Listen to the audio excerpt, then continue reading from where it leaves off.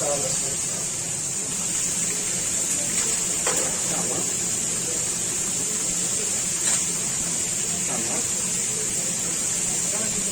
Tamam ya, bu yapılmasını onu yaparsan tekrar konuşuruz. Görüşüyorum, yolumuzun üzerinde görüşürüz. Tamam abicim, sağ olun.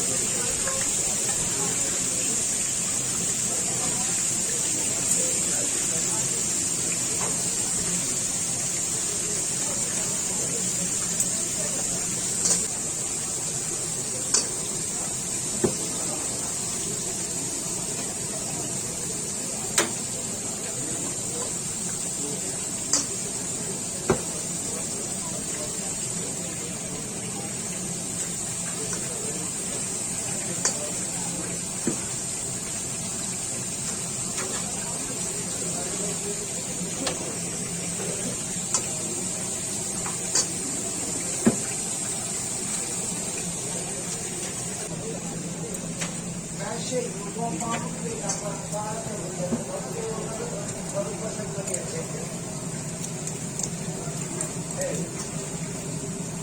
Tamam. Tamam. Tamam. Tamam.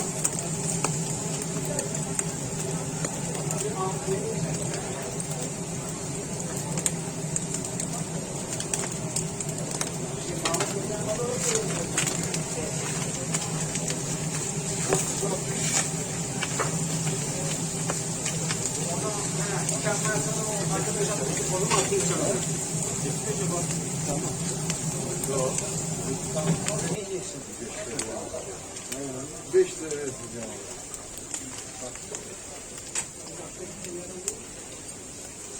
Azıcık daha acısız unutma Mehmet abi.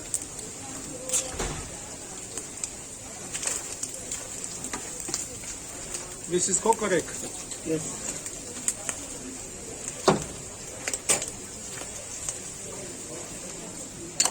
Merhaba abi.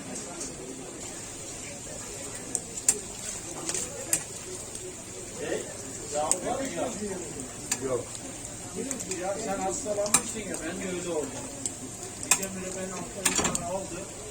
Hiç hakkı kalmadı yürümeye. Vallahi evet, zor gittim. Kahvedeydim, evet zor gittim. Değil mi? Ne zaman sen aramıştın ya, hatırlıyor musun? Gittim ben 6 tane biri aldım, dedim içe birleşim. Yok abi, birdenbire kar etmiyorsun. Ya değil atışlar. Tamam abi. Şşş, devam et lan. Gidiyoruz lan. Tamam. Ne var ya? Gel lan buraya. Geliyorum lan. Sana demiyorum. Geliyorum lan.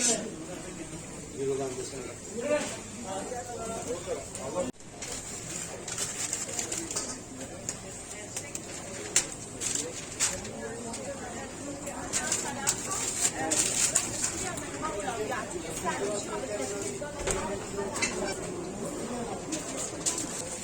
Sana yağ kızdır geliyorum ben. Yani 2 tane yarım koku ezim var.